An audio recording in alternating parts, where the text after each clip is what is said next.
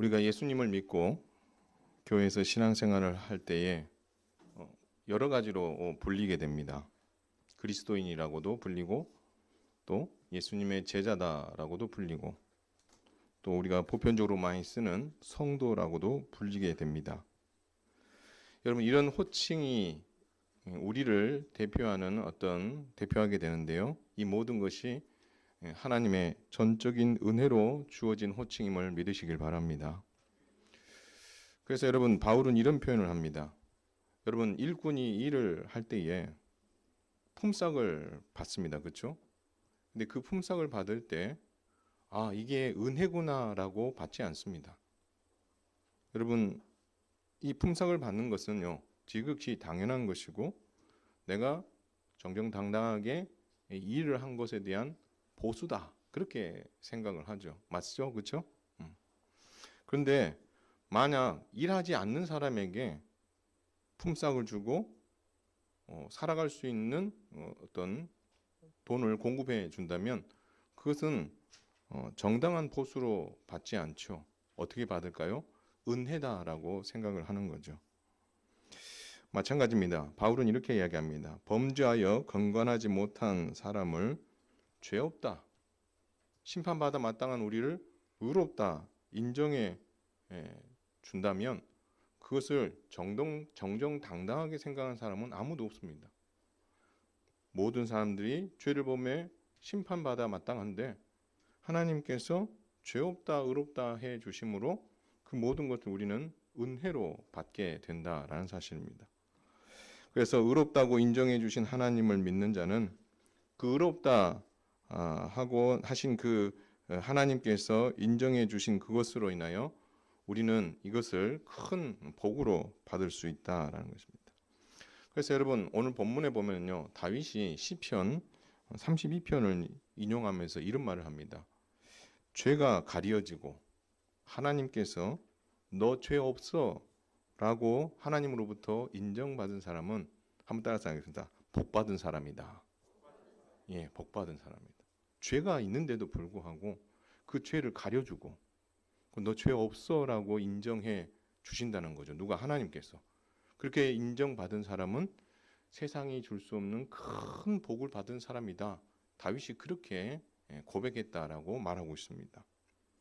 따라서 오늘 우리가 살펴볼 로마서 4장, 5장 이야기는 우리가 믿음으로 구원받아 의롭게 되었다는 사실을 다시 한번 확인하고, 두 번째는 이렇게 의롭다고 칭함을 받은 우리에게 하나님께서 어떤 선물을 우리에게 주셨는지를 한번 살펴보면서 우리가 성도라는 것, 하나님께서 우리에게 죄 없다라고 이야기하시고 의롭다고 칭해 주신 것이 얼마나 큰 은혜요 복인지를 다시 한번 확인하면서 또 우리가 성도라 불리는 것에 대한 자부심을 가질 수 있는 특별한 시간 되시기를 주님의 이름으로 축원을 드립니다.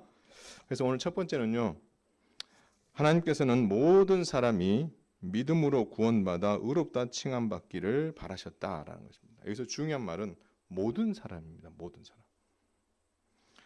여러분, 하나님으로부터 의롭다 칭함을 받는다. 이것을 우리가 두 자로 뭐라고 그러죠? 칭의라고 이야기합니다. 의롭다고 칭해준다. 의롭다고 불러준다는 거죠. 여러분, 우리가 구원받아 의롭게 된 성도가 되는 것, 이것은 행위로 가능한 것인가요? 아니면 오직 믿음으로 가능한 것입니까? 여러분, 이 문제는 지금도 논란이 되고 있어요.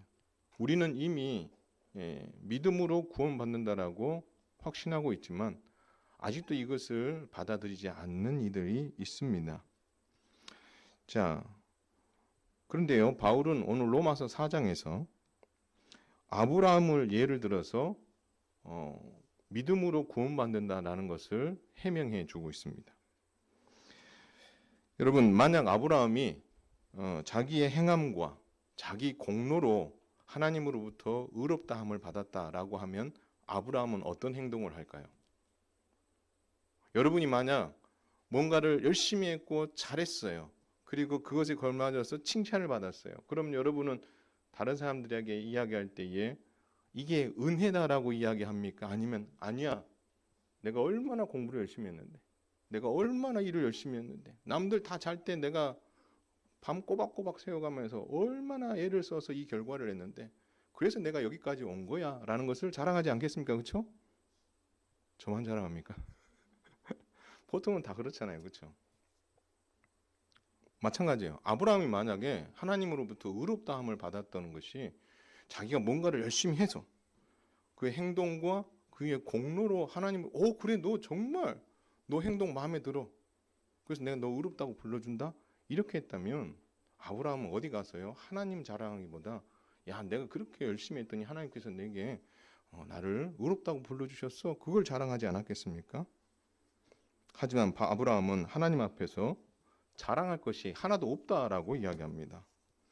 여러분, 로마서 오늘 4장 3절을 한번 보면은요, 이 4장 3절의 말씀은 창세기 15장 6절을 인용한 말씀이에요. 창세기 15장 6절을 제가 한번 읽어드릴게요. 아브라함이 하나님을 믿음에 그것이 그에게 의로 여겨진 바 되었느니라. 아브라함이 하나님을 믿음에 그것이 그에게 의로 여겨졌다라고 기록합니다. 여러분, 이 이야기를 좀 잠깐 해보면요, 하나님께서 아브라함을 갈대아 우르에서 부르셨어요. 그리고 두 가지를 약속해 줍니다. 자식과 땅을 주시겠다라고 약속해 주셨어요. 그런데 한 10여 년이 지났는데 아무런 소식이 없는 거예요. 그래서 자식이 없고 상속자를 기다리긴 기다렸는데 아무 소식이 없으니까 아브라함이 80세가 좀 넘은 나이에 하나님께 천거를 합니다. 하나님, 제가 이 나이에 지금 자식도 없고 하는데, 그리고 상속자가 있을 것 같지 않으니까 하나님, 상속받을 만한 사람을 제가 눈여겨봤는데 이 사람이면 좋겠습니다 라고 생각을 해서 저의 종 엘리에셀을 제가 청구합니다. 엘리에셀을 저의 상속자로, 후계자로 삼는 게 어떻겠습니까? 라고 하나님 앞에 말씀을 드렸어요. 그때 하나님께서 뭐라고 이야기하시냐면 그는 아니다 라는 겁니다. 그러면서 이런 말씀이었어요. 내 몸에서 날 자가 내 상속자가 될 것이다. 그렇게 이야기하십니다. 여러분, 그러면서 하나님 말씀하십니다. 데리고 나가셔서 뭇별을, 하늘에 있는 뭇별을 보여주시면서 내 자손이 이 뭇별처럼 많아질 것이다. 그렇게 하나님 약속을 해주셨거든요. 근데 여러분, 이 약속을 믿을만 합니까? 보세요. 나에게 상속자도 없어요. 후계자도 없단 말이에요. 그런데 뜬금없이 하늘에 뭇별만큼이나 너의 자손이 많아질 것이다. 여러분, 이것은요, 일반적으로 생각하면 이해가 안 되는 거죠. 그런데 하나님 약속해 주셨거든요. 그랬더니 아브라함이 그 약속을 믿은 거예요. 내게 지금 상속자가 없는데도 하나님께서 이 약속을 지켜주실 것이다. 이것을 믿은 거죠. 그랬더니 하나님께서 그 믿음을 보시고 의롭다라고 하나님 불러주셨다라는 것입니다. 여러분, 그렇게 봤을 때에 이 아브라함은 의롭다 칭함받은 것은 자기가 한 게 하나도 없어요. 그냥 하나님께서 주시겠다는 선물을 믿음으로 받은 것밖에 없죠. 자, 그래서 아브라함이 하나님의 의로 인정받았고 복받았다는 사실을 자랑스럽게 여기는 사람들이 있었어요. 여러분, 그 사람들이 누구냐면 바로 유대인들입니다. 유대인들은 자신들이 아브라함의 후손이라고 생각합니다. 그리고 아브라함이 하나님께 의로 여긴 바 되었기 때문에 자신들도 의인이다. 그래서 그들은 어떻게 생각하냐? 나는 선민이다. 하나님께 택함 받은 선민이다. 아브라함의 믿음을 이어받은 후손이다. 그렇게 이야기하죠. 거기까지는 그렇다 치고, 거기까지 했으면 또한 나은데 이 유대인들이 어떻게 살았냐면 할례 받지 않고 또 아브라함의 후손이 아닌 이방인들을 아주 어떻게요? 천대하는 거예요. 너희는 할례도 받지 않았지? 너희는 아브라함의 후손도 아니지? 우리는 선민이야. 하나님의 복을 받을 거야. 그럼 너희는 아니야. 이렇게 어떻게요? 이분법적으로 생각하며 이방인들을 멸시했던 사람들이 바로 이 유대인들이었습니다. 그런데요, 바울은요, 참 날카로운 사도이면서도 날카로운 신학자였어요. 그리고 바울은 정말 성경을 많이 알았던 사람이에요. 바울은요, 유대인들이 주장하는 이 주장을 반박합니다. 그리고 그들의 주장에 가장 큰 오류가 있다라고 이야기합니다. 여러분, 유대인들이 아브라함의 후손이라는 것을 이렇게 자랑스럽게 여기잖아요. 그렇죠? 그 아브라함을 하나님께서 그의 믿음을 보시고 의롭다 여긴 것 때문에 되게 자존감이 높아요. 근데 또 한 가지 이유 때문에 있어요. 여러분, 유대인들은 다른 민족과 다른 어떤 특별한 행위를 합니다. 그게 뭐죠? 할례입니다. 근데 여러분, 이 할례를 누가 받았어요? 아브라함이 할례를 받았거든요. 그래서 자신들도 할례를 받거든요. 그래서 자신들은 할례를 받은 자라는 그 사실로 인하여서도 되게 자신감을 가지고 그 할례 받지 않은 사람들을 함부로 이렇게 대하는 것을 볼 수 있습니다. 근데 여러분, 그게 여기만 나와 있는 게 아니에요. 여러분, 베드로가 예수님의 제자입니다. 그렇죠? 그리고 오랫동안 복음 사역을 했지만 갈라디아서에 보면 이방인들과 함께 떡을 떼며 먹고 마시다가 누가 온다는 이야기를 들었어요? 예루살렘에서 쉽게 말하면 사도들이 보낸 그 유대인들이 온다는 이야기를 딱 듣는 순간 그 자리를 박차고 일어나서 거기에서 없었던 것처럼 어떻게 행동하는. 그래서 어떻게 해요? 유대인들을 두려워하는 모습, 그리고 방금까지 이방인들과 함께 있다가 그 유대인 출신 그리스도인들에게 너 어떻게 이방인들과 함께 있을 수 있어? 이런 이야기 들을까 봐 그 자리를 싹 피해버리는. 그래서 그거 가지고 바울이 어떻게 해요? 베드로를 책망했었던 사건이 있잖아요. 그렇죠? 달리 말하면 베드로도 예수님의 제자였는데도 불구하고 그 옛 습관이 아직도 몸에 배어 있었던 그런 아쉬움을 보이는 거죠. 그런데 바울은 이 유대인들의 주장 중에 가장 큰 오류를 정확하게 집어냅니다. 여러분, 하나님께서 아브라함을 의롭다고 여겨진 사건, 우리가 방금 살펴봤던 그 사건은요, 창세기 15장에 나옵니다. 아브라함의 나이가 약 80세쯤 되었을 때입니다. 여러분, 그리고 나서 아브라함이 99세에 할례를 받게 됩니다. 그 이야기는 창세기 17장에 나옵니다. 바울은 이거를 본 거예요. 자, 하나님으로부터 아브라함이 믿음 있는 것을 아시고 하나님께서 의로 여기신 사건은 창세기 15장인 아브라함의 나이 80여 세쯤 됐을 때 사건이고, 할례를 받은 사건은 그로부터 거의 20년이 지났을 때쯤 99세에 할례를 받았거든요. 바울은 이것을 본 거예요. 뭐가 먼저냐라는 겁니다. 할례를 받은 게 먼저냐, 믿음으로 하나님께 의롭다고 인정받은 게 먼저냐, 그 얘기를 하는 거죠. 그 시점을 정확하게 본 거예요.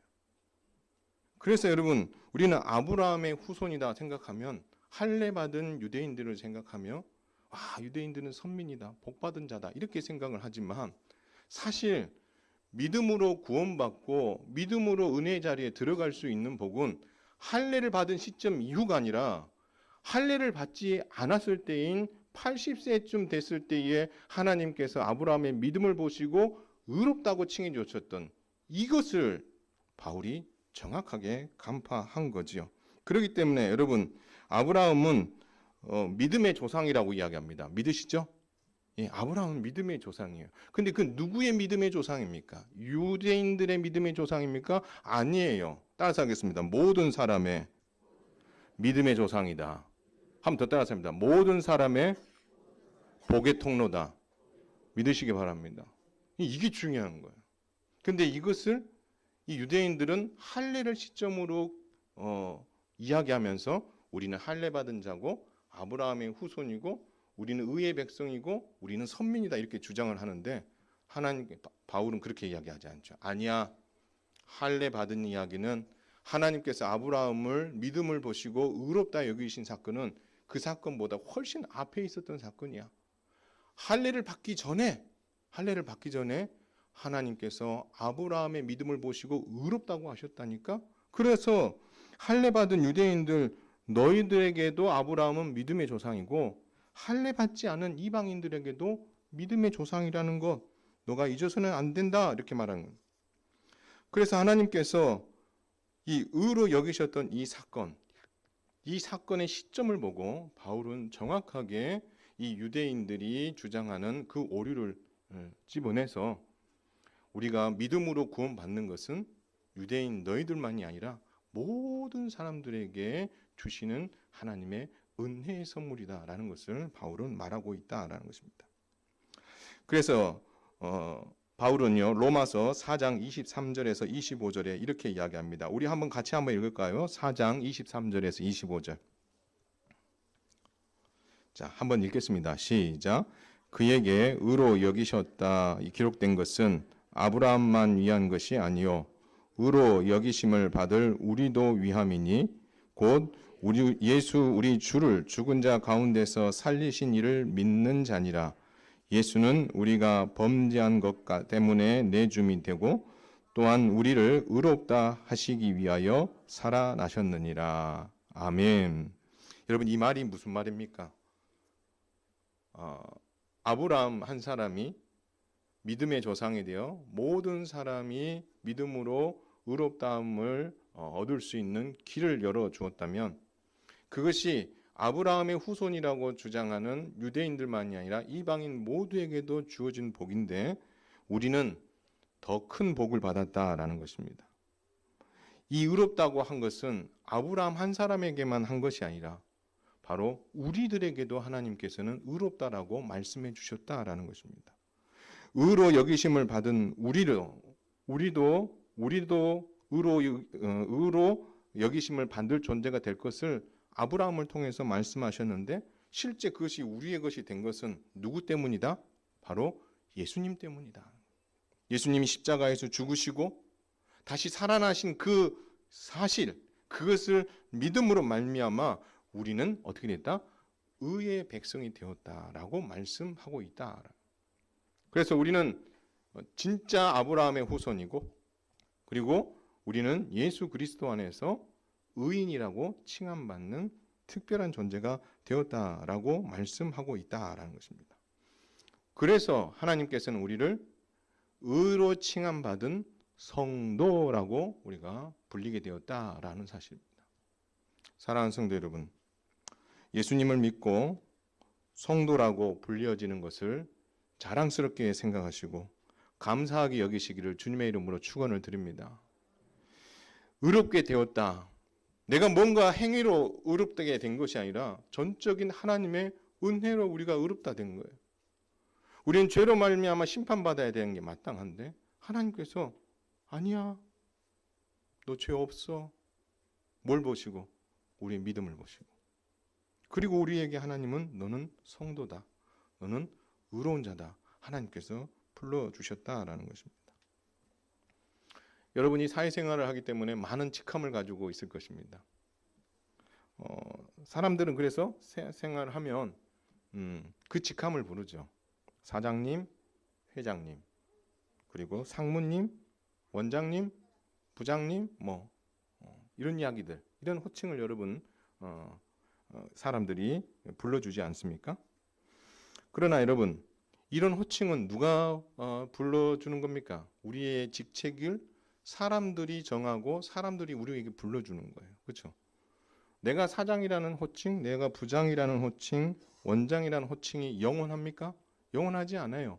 그 직책에서 내려오면 그 호칭은 어떻게 해요? 나를 부르는 호칭이 되지 않습니다. 그렇죠? 근데 여러분 기억하십시오. 하나님께서 우리를 의롭다고 하신 그 호칭, 의인이라고 부르신 것, 성도라고 부르신 것은 사람들이 우리를 그렇게 부른 것이 아니라 누가 우리를 그렇게 불러주셨다고요? 바로 하나님께서 불러주셨다는 사실을 우리는 잊어서는 안 될 것입니다. 여러분, 우리를 성도라고 부르신 분이 하나님이신데요. 사람들이 줄 수 없는 호칭이에요. 오직 누구만이 줄 수 있어요? 하나님만이 주실 수 있는 호칭이라는 거예요. 그래서 여러분, 그 어떤 호칭보다도 내가 성도라는 그 호칭을 정말 감사하게 받고 이것을 어떻게 해요? 주신 하나님께 정말 영광을 돌려드리며 이 성도라 불리어지는 의로운 자가 되었다는 사실, 의인이라고 불리어지는 그 호칭에 걸맞는 믿음의 삶을 살지 않는다면 우리를 성도라고 부르신 하나님의 이름에 우리가 누를 끼치는 부분이 된다라는 것을 우리는 기억해야 할 것입니다. 그래서 우리를 성도라고 불러주신 분이 하나님이신 것, 의롭다고 불러주신 것이 전적인 하나님의 은혜임을 안다면 그 은혜를 우리가 싸구려로 만들지 않는 방법은 바로 이름값을 하는 거죠. 성도라 불려진 사람답게, 그리고 의인이라고 불려진 사람답게 하나님께서 우리를 그렇게 불러주신 그 목적에 맞게끔 살아감으로 말미암아 여러분이 다른 어떤 직함으로 불려지기보다 성도다, 의인이다 라고 불려지는 것에 정말 감사하면서 그 이름값을 멋지게 해드릴 수 있는 저와 여러분 다 될 수 있기를 주님의 이름으로 축원을 드립니다. 또한 하나님께서는요, 예수님을 십자가에 내어주신 사랑으로 하나님과 화목하게 하셨고 생명을 얻어 영원히 왕노릇하게 하시는 복을 우리에게 선물로 주셨다라는 사실입니다. 하나님께서는요, 믿음으로 의롭다 하심을 받은 성도들이 누려야 될 특별한 복을 오늘 길게 여러 가지로 설명해 주었습니다. 여러분 어떤 복을 주셨을 것 같아요? 돈입니까?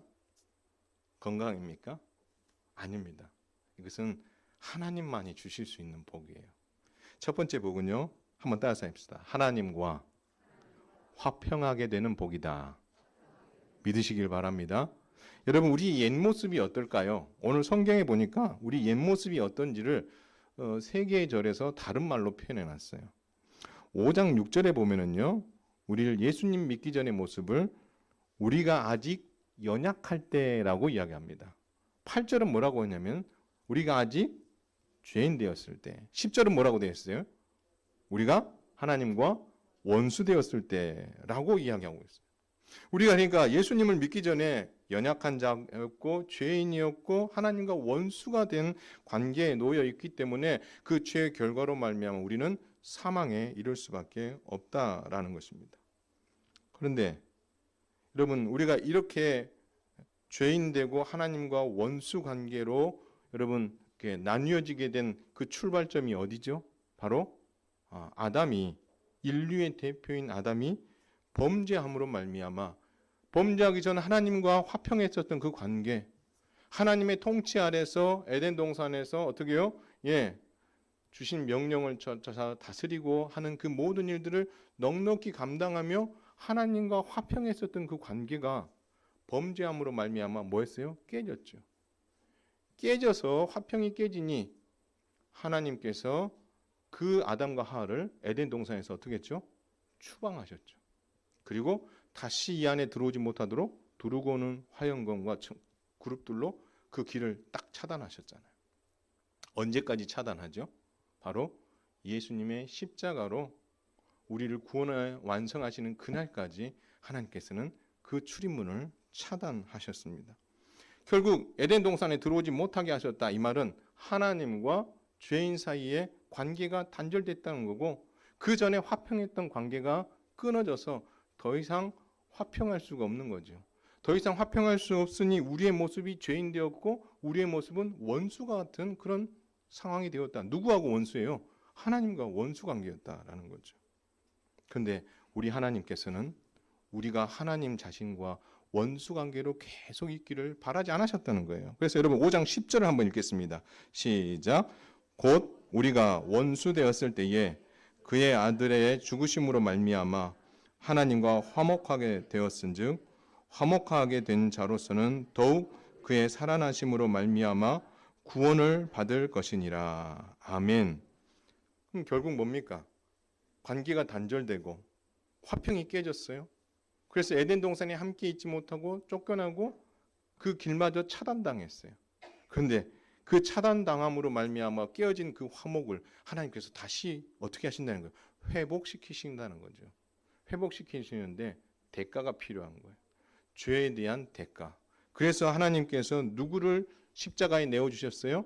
아들 예수 그리스도를 십자가에 내어주셔서 그분으로 하여금 하나님과 죄인된 우리 사이에 원수관계를 청산하고 화목의 관계로 전환시키기 위해 아들 예수님을 십자가에 내어주셨다라는 것이죠.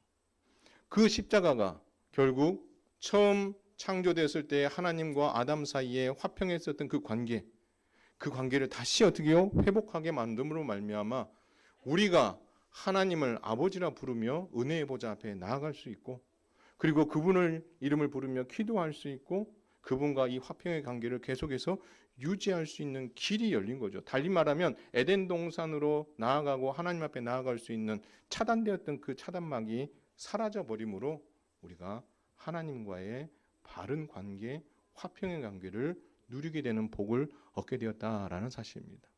사랑하는 성도 여러분, 사람과는 원수 관계가 있을 수 있겠지만 하나님과 원수가 되는 것은 절대 심판을 피할 수 없는 일인데, 하나님은 우리로 하나님과 화평하게 하심으로 그 생명의 길로 나아갈 수 있는 큰 복을 주신 줄 믿으시기를 바랍니다. 두 번째, 하나님께서 우리에게 주신 복은 하나님의 사랑을 확실하게 경험할 수 있는 복을 주셨다라는 겁니다. 여러분 5장 8절 한번 읽을까요? 같이 시작. 우리가 아직 죄인 되었을 때에 그리스도께서 우리를 위하여 죽으심으로 하나님께서 우리에 대한 자기의 사랑을 확증하셨느니라. 아멘. 하나님께서는요, 죄인된 우리를 사랑하셨을까요? 죄의 출발점이 되었던 범죄한 아담과 하와를 하나님 사랑하셨을까요? 1번. 사랑하셨다라고 생각하신 분은 마음으로 손을 한번 들어보시고, 아니요, 사랑 안 했을 것 같아요 라고 생각하신 분은 너 한번 손 한번 들어보세요. 여러분, 우리 하나님은 에덴 동산에서 범죄에서 쫓겨나가는 이 아담에게, 하와에게 난 너 정말 미워, 다시는 보기 싫어, 연락 끊어 하고 어떻게요? 폰에서 이름 지우고 싹 다 지워버리고 관계를 완전히 끊어버리려고 마음에 작정을 하신 분이 아니라는 거예요. 그걸 어떻게 할 수 있죠? 쫓겨날 때 하나님께서 여러 가지 징표를 주셨죠. 그 중에 하나가 뭡니까? 가죽옷을 입혀주는 거죠.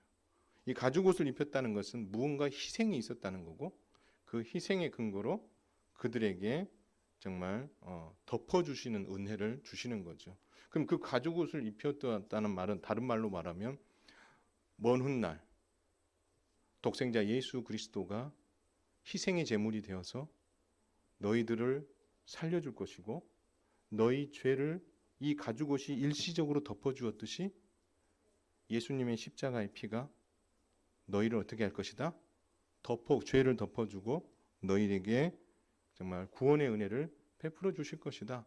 그것을 아담과 하와가 가죽옷을 입으면서 감사하면서 살아갈 수 있도록 그 옷을 입혀주신 거죠. 그냥 단순히 그냥 불쌍해서가 아니라 하나님은 그 크신 사랑을 이미 에덴 동산에서 쫓겨나는 그 순간부터 그들을 끝까지 사랑하셨던 것을 알 수가 있는 거죠.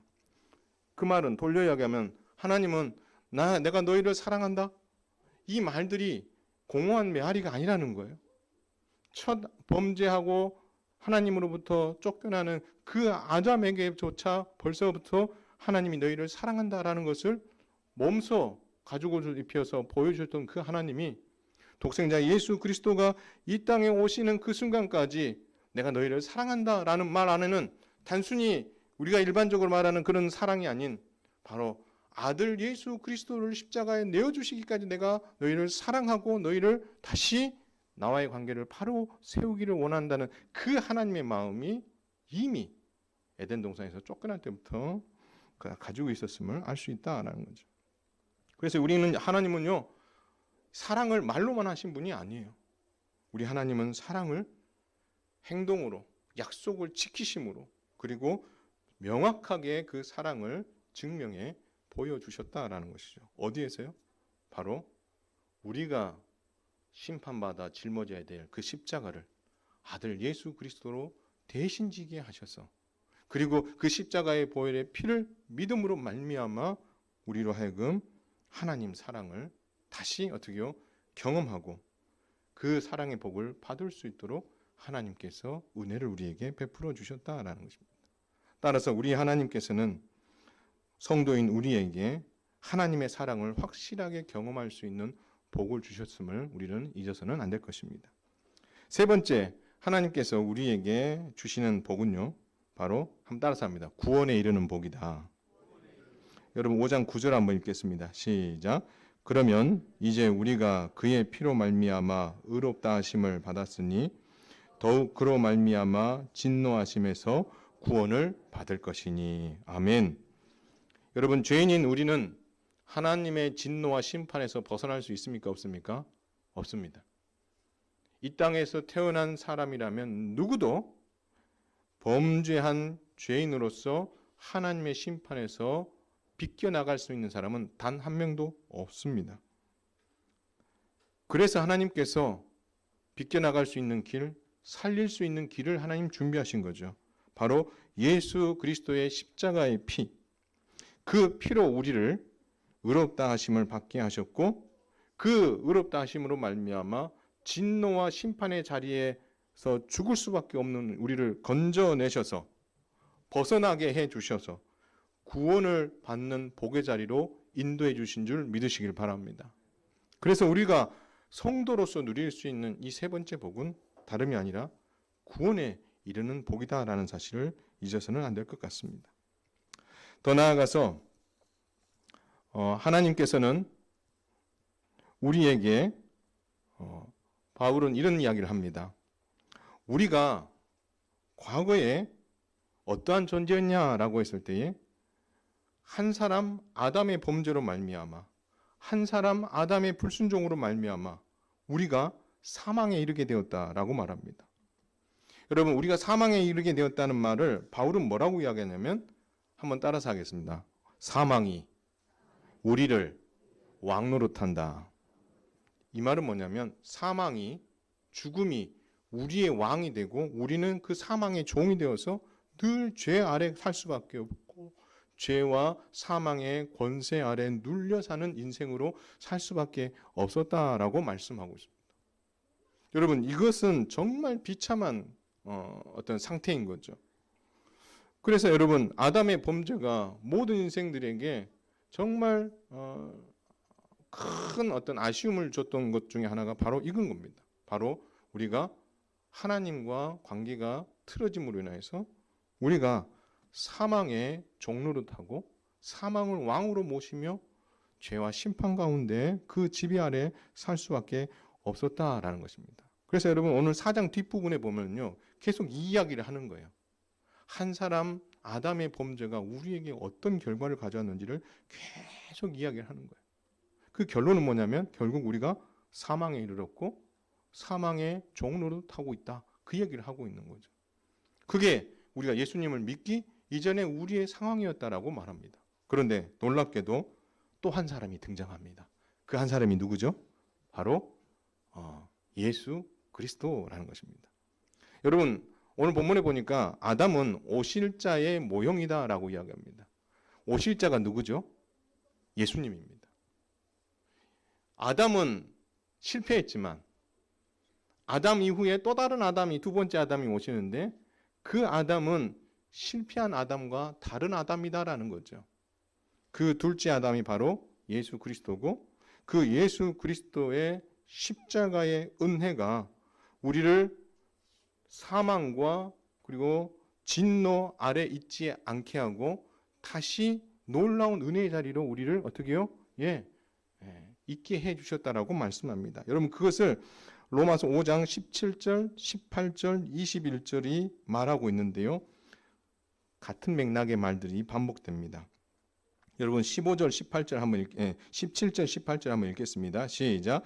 한 사람의 범죄로 말미암아 사망이 그 한 사람을 통하여 왕노릇 하였은즉 더욱 은혜와 의의 선물을 넘치게 받은 자들은 한 분 예수 그리스도를 통하여 생명 안에서 왕노릇 하리라. 할렐루야.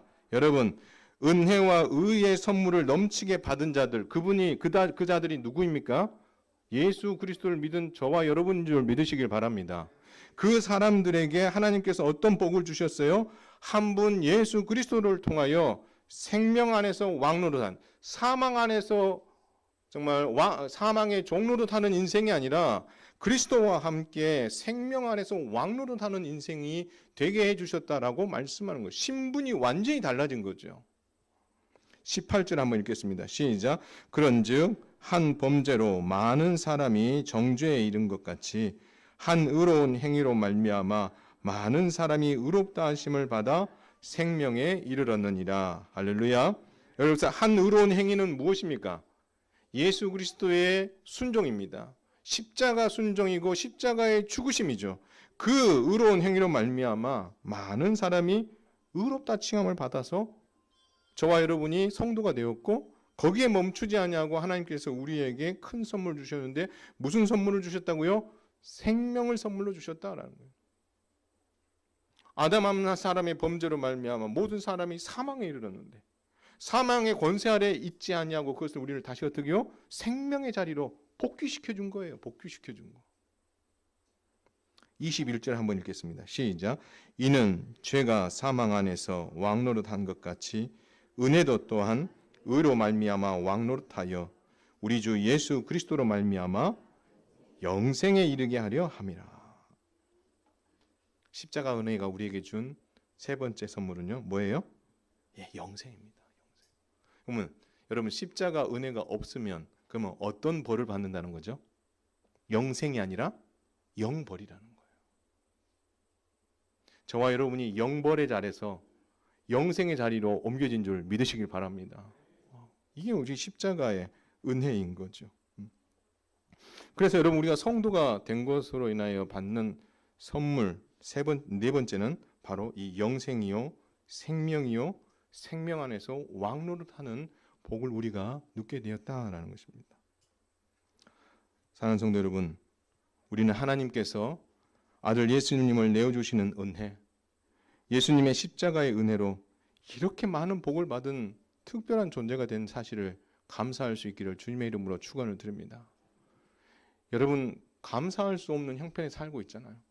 힘들고 어려운 형편, 좀 뭔가 좀 나아지는가 싶으면 또 어려움이 찾아오고, 이 어려움을 좀 극복하는가 싶어서 한숨 좀 이렇게 돌리는가 싶으면 또 다시 어려움이 찾아오고, 그렇고 힘들고 어려운 형편에 살 때가 많은 우리 인생들이지만, 여러분, 그때 여러분 잊지 말고 놓치지 말아야 될 게 있어요. 그게 바로 뭐냐면 내가 어떤 존재인가, 그리고 내가 사람에게 어떻게 불려지는가가 아니라 하나님께 성도로 불려진다는 사실과, 그리고 성도로서 하나님께서 내게 베풀어 주신 은혜와 선물이 얼마나 크고 위대하고 놀라운가, 여러분 그것을 잊지 않고 있다면 힘들고 어려운 상황 속에 여러분이 놓여 있더라도 그것을 넉넉히 이길 수 있는 힘을 여러분 얻게 될 것입니다. 그 하나님이 우리에게 화평의 복을 주셨습니다. 여러분, 이 화평의 복을 주시면은요, 우리가 평화할 수 있어요. 어려운 가운데도 나 혼자 그것을 끙끙거리고 이겨나가려 하면 우리 힘들어요. 우리 남편들, 우리 아내 되신 우리 분들도 마찬가지. 내 가정을 내가 짊어지고 가겠다 생각하지 마세요. 남편들 특히 더. 여러분, 하나님과 화평하게 된 우리는요, 하나님과 화평하게 된 복을 누려야 돼요. 은혜의 보좌 앞에 나가서 기도하면서, 하나님, 아버지인 납니다. 하나님, 어머니인 납니다. 그러나 너무나 무겁습니다. 그러나 하나님, 이것을 어떻게 해요? 이기고 싶어요. 여러분, 그 이기는 방법은 나가서 돈을 더 많이 벌어서 그것을 갚아 나가는 것으로도 일부 얻을 수 있겠지만, 하나님과 화평하게 된 이 복을 기도의 자리에서 누리는 것, 그것이 여러분 화평하게 된 복을 누리는 삶이에요. 그리고 우리가 어려움과 힘든 일을 경험하게 되면 우리는 이런 말을 해요. 목사님, 저는 하나님이 저를 사랑하지 않는 것 같아요. 왜 자꾸 저에게 이런 어려움이 찾아오죠? 여러분, 그렇게 이야기하시는 성도들 많습니다. 그러나요, 하나님의 사랑을, 십자가 사랑을 확실하게 경험하면은 그러한 말을 하기에 앞서, 그럼에도 불구하고 하나님이 나를 사랑해 주셔서 이렇게 의인되게 하시고, 천국 소망 갖게 하시고, 영생을 소망하게 하시고, 죄의 종노릇하지 아니하고 그리스도와 함께 왕노릇하는 복을 이렇게 주셨습니다. 그렇게 어떻게 이겨나갈 수 있다는 거예요. 그리고 우리의 끝을 모르고 구원의 확신이 없이, 목사님, 제가 지금 죽어도 천국에 갈 수 있다는 확신이 없어요. 여러분, 이런 마음이 우리에게 얼마나 부담이 됩니까? 그러나 여러분, 우리가 예수 그리스도로 말미암아 성도가 되었다는 이 사실, 그리고 구원받았다는 사실, 이 땅에서의 어떤 그 경험하는 경험치에서 오는 그 많은 어려움보다 이건 그래도 어떻게 해서든지 사람이 0.00001%라도 어떻게 해서든지 해결할 수 있는 기미가 있을 수 있어요. 그러나 우리가 절대 해결할 수 없는 이 구원의 문제를 해결해 주셨다는 이 사실 하나가 우리로 하여금 이 땅에서 살아갈 때에 힘들고 어려운 가운데도 소망을 가지고 살아갈 수 있는 힘이 될 수 있다. 그리고 우리의 끝이 사망으로 끝나지 아니하고 생명 안에서 예수님과 함께 왕노릇하게 될 것이다. 이것은 여러분 바울이 오늘도 이야기했지만 계시록에도 그게 나오잖아요. 영원히 그리스도와 함께 뭐 한다고요? 왕노릇하게 될 것이다. 이 땅에서의 소망으로 끝나는 것이 아니라 내세에 대한 소망이 여러분 분명해진 이 성도는 영생에 이르는 복을 확신하며 주님과 영원히 왕노릇하게 될 것에 대한 소망을 갖게 되면 여러분 이 땅에 살아갈 때에 능히 여러분들 그것을 이길 수 있고, 그것을 여러분 누린다는 것은 그것을 믿고 소망을 갖게 된다는 거고, 그렇게 되면 여러분 고난 앞에서 무너지는 것이 아니라, 시험 앞에서 넘어지는 것이 아니라 그것을 딛고 일어날 수 있는 힘을 저와 여러분이 얻게 된다라는 사실입니다. 말씀을 했습니다. 하나님께서는 모든 사람이 믿음으로 구원받아 의롭다 함을 인정받기를 바라고 계심을 믿으시기를 바라고, 그 은혜를 저와 여러분이 이미 받은 줄 믿으시길 바랍니다. 그리고 그것으로 인하여 우리 하나님께서는 앞서 말한 많은 특별한 선물들과 은혜들을 우리에게 선물로 주셨다라는 사실, 이 복을 여러분들이 마음에 잘 새기고 그것에 대한 확신을 분명히 갖는다면 여러분 힘들고 어려운 이 땅에서, 소망 없어 보이는 이 땅에서, 또 여러분이 처해져 있는 그 많은 어려운 상황 속에서 좌절하는 모습이 아니라 성도에게 주신 이 많은 복과 선물로 인하여서 여러분의 생각이 달라지고 삶의 자세가 달라지고, 그래서 어떻게 합니까? 그것을 넉넉히 이김으로 누군가 여러분에게 이런 질문을 할 거예요. 당신은 지금 그렇게 어려운 형편상에서 웃음이 나옵니까? 당신은 그렇게 힘든 상황인데 얼굴이 그렇게 평안할 수 있습니까? 할 수 있죠. 무엇 때문에? 여러분이 성도로서 받게 되는 복과 이 선물에 대한 확신이 있는 사람은 여러분 그렇게 살아갈 수 있습니다. 저와 여러분이 주일마다 만날 때에 찌그러진 얼굴이 아니고 예수 그리스도 안에서 은혜로 이 주신 복을 생각하면서, 목사님 일주일간 내가 승리하며 살았습니다. 사랑하는 성도님, 내가 일주일 동안 성도라는 그런 어떤 호칭 아래 하나님께서 주신 복과 선물을 생각하면서 내가 힘든 시기가 있었지만 잘 이겨나갔어요. 그렇게 여러분 얼굴에 환한 미소와 함께 그 어떤 간증이 정말 얼굴에 이렇게 가득하게 보이는 가운데 저와 여러분이 만난다면 만나는 저도 기쁘고, 정말 그 모습을 보여주고 싶어서 정말 일주일을 기다렸던 여러분이 기쁘지 않겠습니까? 여러분 안에 이 주신 이 복들을, 선물들을 헤아려서 날마다 주 안에서 행복하고 은혜 가운데 능히 이기며 주님 자랑하며 살아갈 수 있는 멋진 성도가 다 되시기를 주님의 이름으로 축원을 드립니다.